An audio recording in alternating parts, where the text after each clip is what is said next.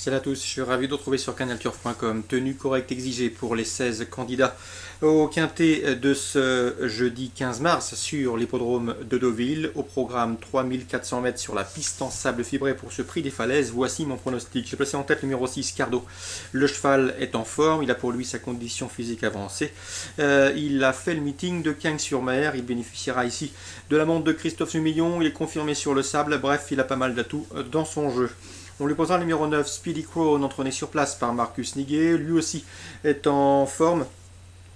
Sachez qu'il ne manque pas de tenue, il l'a prouvé par le passé, il a plusieurs fois fait l'arrivée sur des parcours supérieurs à 3000 mètres. Ensuite j'ai retenu numéro 12, Agregat, présenté par Jacques Eloury. Jacques Eloury qui se déplace de la région lyonnaise sur l'hippodrome de Deauville, non pour faire de la figuration mais avec des prétentions. Notez que le cheval reste sur plusieurs places d'honneur, dont la dernière en date, une troisième place sur 3200 mètres, preuve notamment de sa forme actuelle mais également de sa tenue. Ensuite, j'ai retenu le numéro 2, Pentathlon, toujours présenté à bon escient par Alexandre Fracas. Le numéro 3, À Demain Papa, il effectue une rentrée, mais ce pensionnaire d'Eric Danel court généralement bien sous sa fraîcheur et il n'aura pas un long déplacement à faire. Le numéro 1, Le Feu du Ciel, le top weight de cette épreuve, il doit rendre du poids à ses 15 adversaires de jour, mais son entraîneur Guillermo Ariscoreta, Elosegui, n'effectue pas non plus le déplacement en terre normande et ceux d'Espagne à des fins touristiques. Pour les places, j'ai retenu numéro 10, Parle Toujours, présenté par Joël Bonnard. Le cheval reste sur un succès sur l'hippodrome de Pornichet le mois dernier. Il aura à cœur de le confirmer. Numéro 13 également, Je suis là, deuxième atout de Marcus Niguet. Je suis là qui ne manque pas de référence sur la PSF d'Auvillaise.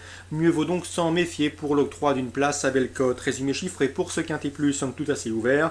6, 9, 12, 2, 3, As, 10 et 13. Les informations recueillies auprès des professionnels, on va aller sur la réunion 2.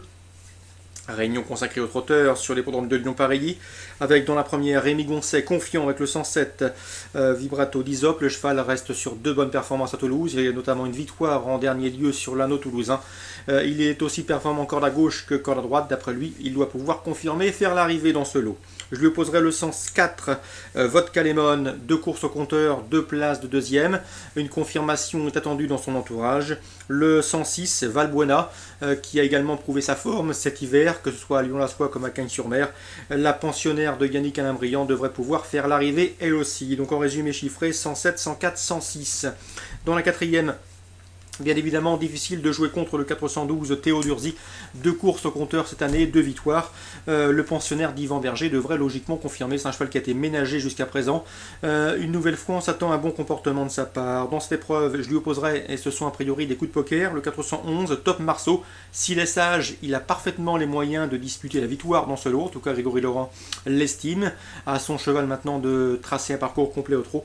Le 410, attention également, c'est Toscalis. Elle ne vaut beaucoup mieux que ne l'indique ses derniers classements. Elle a été malheureuse à diverses reprises.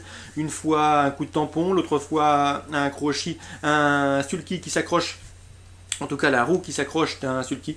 Bref, elle vaut mieux que ne l'indique ses derniers classements. Mieux vaut donc la racheter en confiance. 412, 10 et 11. On termine avec la 8e et dernière.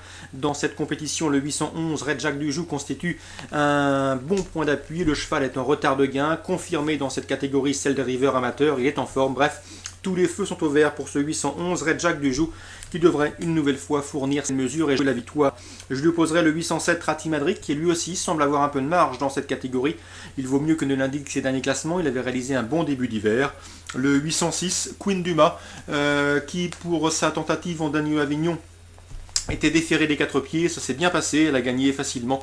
De nouveau pieds nus. Elle s'annonce redoutable. Course ciblée à Lyon, la première, 7, 4, 6, la quatrième, 12, 11 et 10, et la huitième, 11, 7 et 6. Très bon jeu à tous, rendez-vous demain.